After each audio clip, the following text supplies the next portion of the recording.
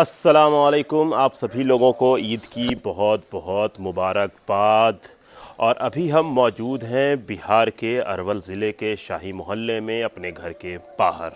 और यही वो गेट है, बेसिकली ये गेट जिससे अभी सारे नमाजी हमारे घर के निकलेंगे और हम लोग जाएंगे यहाँ की जामा मस्जिद में नमाज़ पढ़ने। यहाँ जमात है 7:30 पे। ईदगाह में 6:45 में जमात थी, लेकिन चूंकि हमारे घर में काफ़ी लोग थे इसलिए तैयार होना जल्दी जल्दी में मुश्किल था। इसलिए हम लोगों ने सेकंड राउंड वाला, यानी जो ईदगाह के बाद जामा मस्जिद में जो नमाज़ होगी वहाँ जाने का हमने ठाना है। तो देखिए अब सारे गेस्ट लोग निकल रहे हैं बाहर, तो चलिए हम लोग चल रहे हैं मस्जिद की जानिब। फिर उसके बाद हम लोग जाएंगे कब्रिस्तान, यानी बुज़ुर्गों के कब्रों पर जाके वहाँ पे फातिहा खानी होगी। और उसके बाद फिर हम लोग वापस घर आएंगे, यानी एक गली से जाएंगे दूसरे गली से आएंगे। तो ये मेन गेट है और एंट्री हम जो वापस लेंगे वो खिड़की से। खिड़की मतलब पिछले दरवाज़ा। तो चलिए चलते हैं।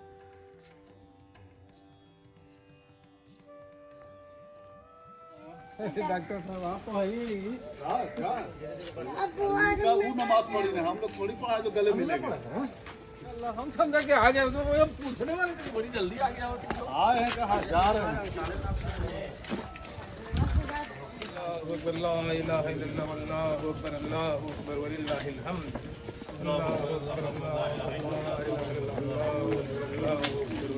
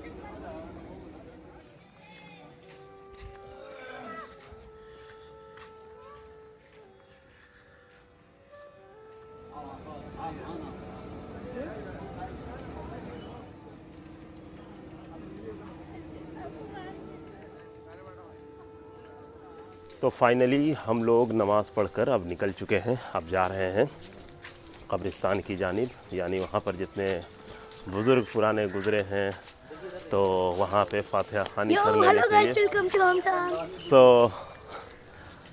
तो मसाइल कुछ यूँ है कि हमारे घर में मर्द के नाम पे फ़िलहाल 15 लोग थे।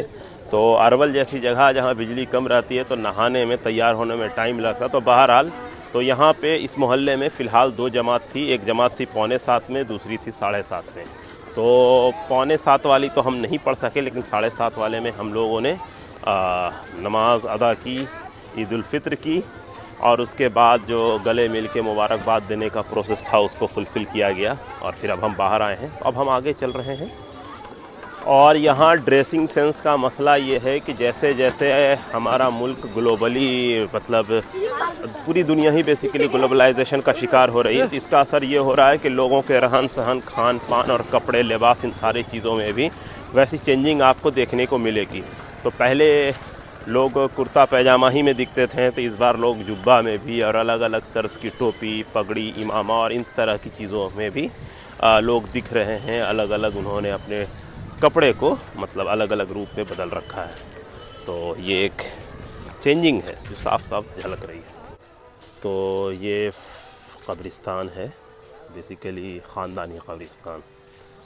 तो यहाँ पे फ़िलहाल आए हैं इस जानिब से बाउंड्री पार करके हम लोग अंदर की जानिब फातिहा पढ़ने को।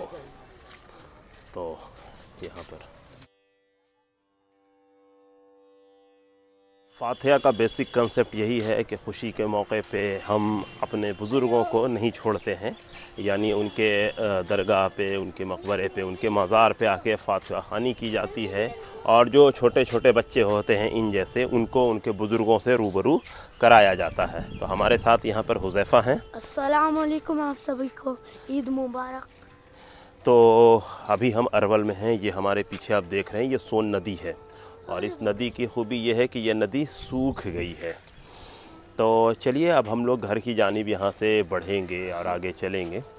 तो एक छोटा सा व्लॉग था, व्लॉग क्या इसको क्या कहा जाए, बेसिकली एक प्रोसीजर था जो हमने दिखाने की कोशिश की कि घर से जब लोग निकले नहा धोकर, शीर खुरमी खा के निकले थे ना हम लोग।